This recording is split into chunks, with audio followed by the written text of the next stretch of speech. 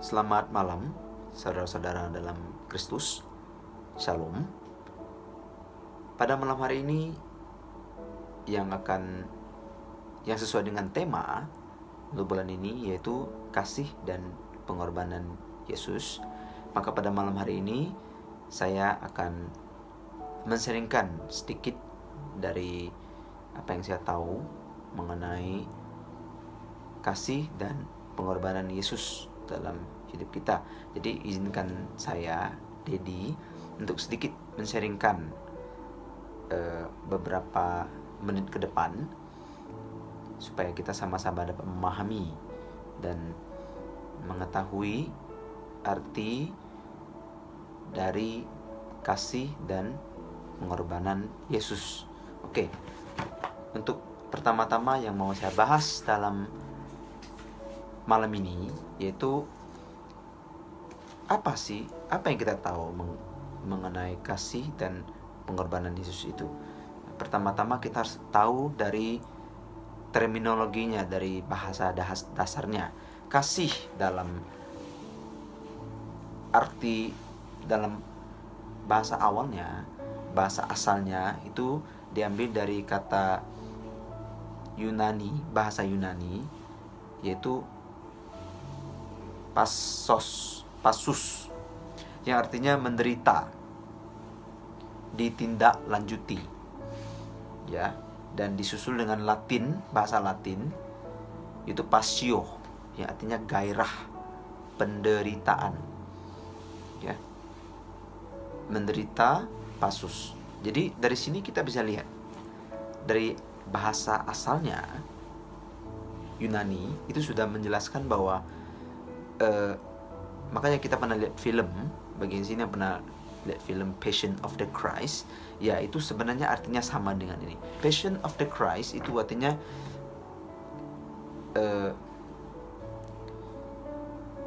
kasih dari Kristus untuk kita. Jadi sehingga dia itu rela menderita dan bahkan mati untuk kita. Itu makna film itu bagi saya. Oke. Kita next, itu yang saya dapat dari film itu. Jadi kalau bapak-bapak, ibu-ibu dan saudara-saudara di sini mau tahu lebih lanjut, bisa nonton filmnya. Oke. Sekarang kita lanjut ke yang namanya passion. Oke. Apa itu passion itu sendiri? Passion itu dalam bahasa Indonesia kita menggunakan kata renjana. Ya, renjana itu apa? Renjana itu adalah perasaan antusiasme yang kuat atau dorongan hasrat terhadap seseorang atau sesuatu. Renjana dapat berkisar dari keinginan yang bersemangat atau kegaguman terhadap sebuah ide, tujuan atau kegiatan, hingga menikmati sebuah nikmat atau kegiatan yang antusias. Untuk daya tarik yang kuat, kegembiraan atau emosi terhadap seseorang. Kata ini khususnya digunakan dalam konteks romansa atau hasrat seksual, meskipun secara umum menjadikan emosi yang lebih dalam atau lebih luas daripada yang tersirat dalam istilah birahi. Oke, itu yang arti umum dari passion atau gairah itu sendiri, ya. Oke, malam ini yang mau saya bahas itu apa nilai-nilai passion itu dalam kekristenan itu sendiri. Oke. Sebelum itu mari kita bahas sedikit dulu, ya.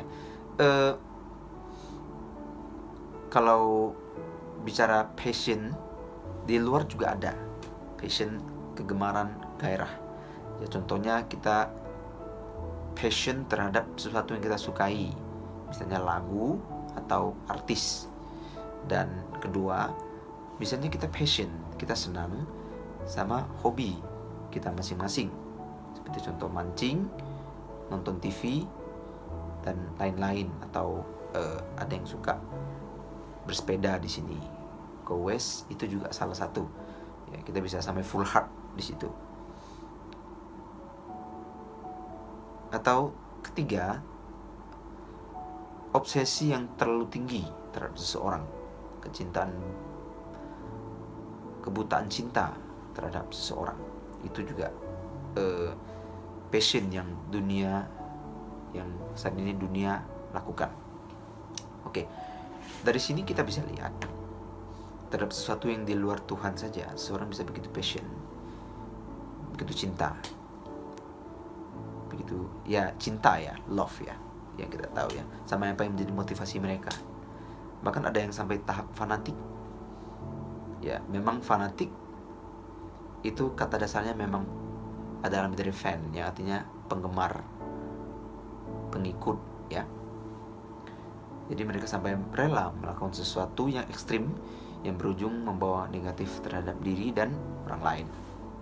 Nah, dan kita lihat bagaimana terjadi dengan mereka kalau misalnya mereka kehilangan passion, sama apa yang mereka kejar kosong, tak ada harapan. Nah, diambil dari contoh yang tadi bisa saya sebutkan, kita bisa lihat dalam Tuhan juga sama.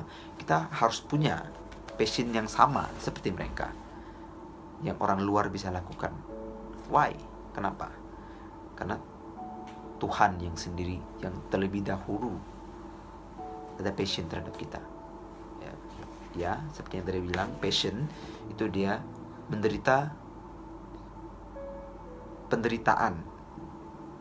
Tuhan Yesus rela menderita, bahkan rela mati buat kita. Dia yang lebih dulu mencintai kita. Nah, makanya tadi saya sebut kita harus punya passion yang lebih. Orang luar saja mereka bisa punya passion yang begitu besar. Mereka begitu cinta sama apa yang mereka sukai, apa yang mereka percaya itu benar. Apalagi kita sebagai anak-anak Tuhan. Oke. Dan mereka pada saat fokus pada itu, mereka tidak suam-suam kuku. They do to the fullest. Nah, dari sini kadang kita juga sudah kalah. They do something for what they believe is right. They do to the fullest. Mereka lakukan sampai yang terbaik dengan apa yang mereka percaya itu benar. Oke. Nah, kita lanjut.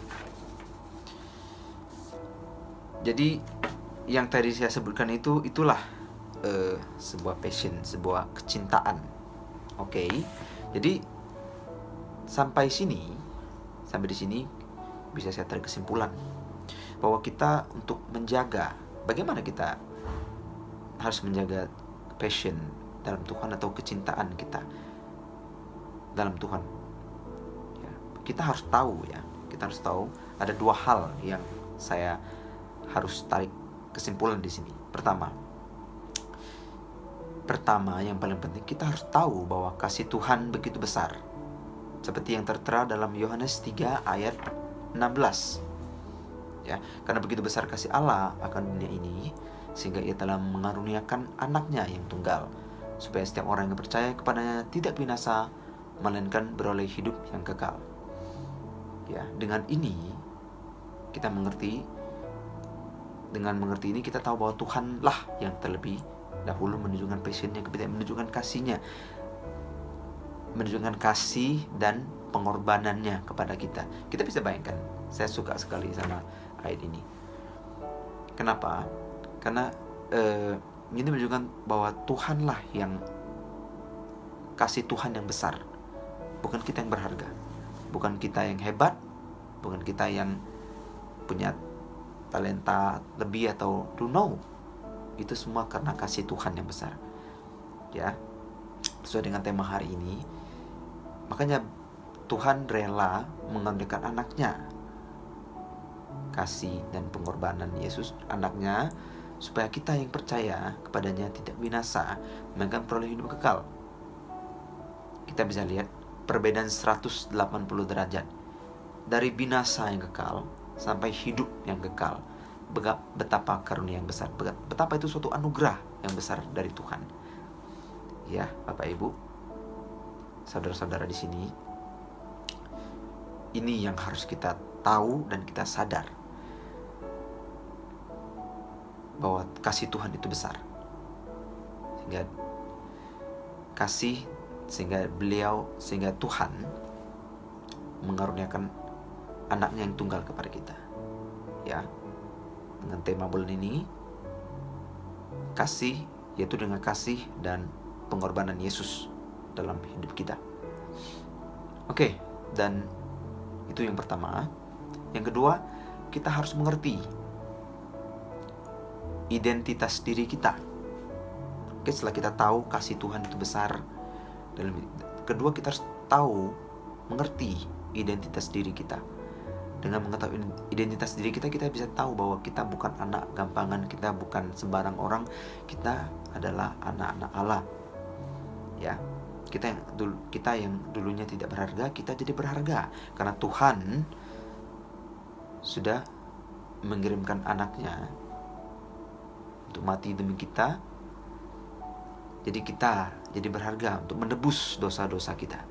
Itu yang harus kita tahu. Oke. Ya. Jadi dari kedua kesimpulan tersebut, intinya adalah semua perubahan dalam diri kita, kecintaan kita akan Tuhan, semua firman-firman Tuhan yang pernah kita dengar, yang mau kita lakukan, itu tidak akan terjadi kalau kita tidak berubah dari dalam. Diri kita sendiri belum berubah. Kalau kita hanya dengar dari luar, itu it won't last long, tidak akan bertahan lama. Itu semua akan berubah jika kita berubah dari dalam. Bagaimana kita bisa berubah dari dalam? Ya, seperti yang saya bilang tersebut tadi di 2, yang saya tarik ke 9 itu, yaitu kita harus tahu bahwa kasih Allah itu besar, kasih Tuhan itu besar. Dan 2, kita harus tahu identitas diri kita sebagai orang Kristen, sebagai anak-anak Tuhan. Ya, jadi dengan inilah kita bisa tahu, dari situ kita bisa lihat besarnya kasih dan pengorbanan Yesus dalam hidup kita. Sekian dari saya. Terima kasih. Tuhan memberkati.